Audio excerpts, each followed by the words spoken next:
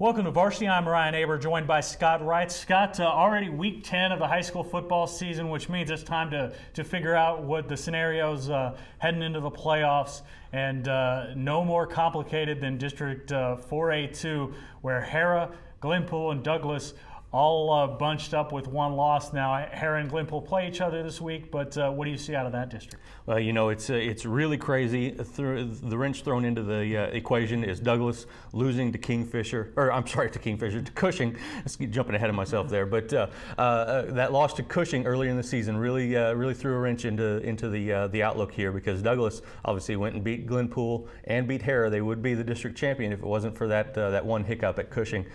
Cushing's a really talented team. They have a chance to move themselves up in the scenario here, depending on what happens this weekend.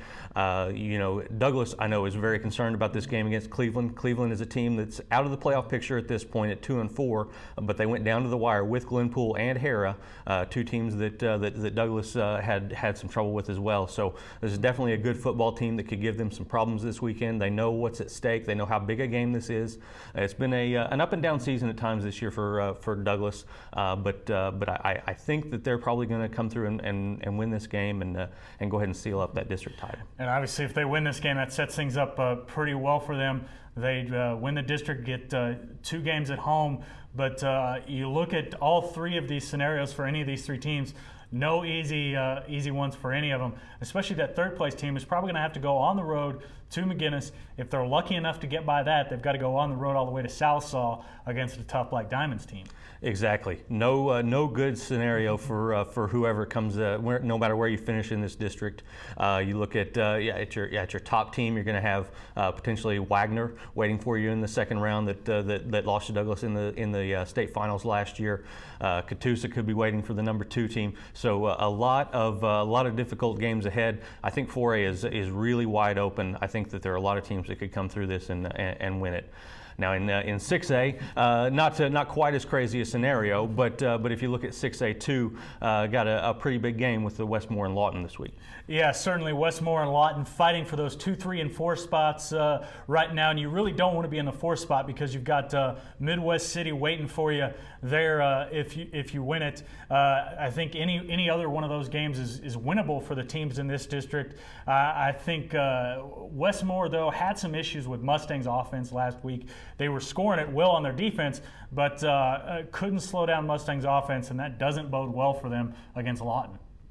And Lawton, a team that you're really familiar with, obviously had their sights set really high, and things. There's still some stuff on the line for them in this scenario.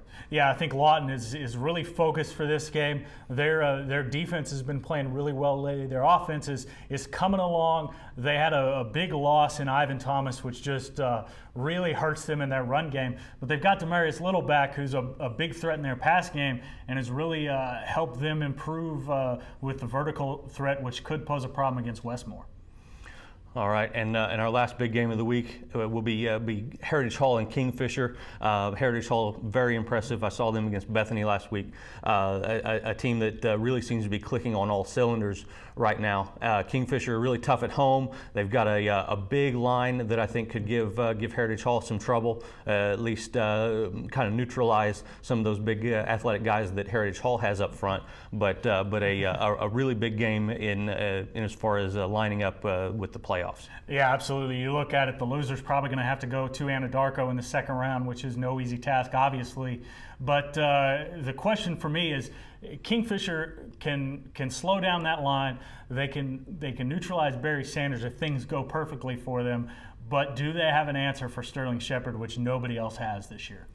Nobody that I've seen has that answer. Bethany tried 2-3 guys at times to answer that, and Shepard made some incredible plays going up for jump balls, running the ball, whatever. They do a lot of creative things to get him the ball, and he seems to be the X factor for this team right now. So any doubt in your mind that Heritage Hall wins this game and wins the district?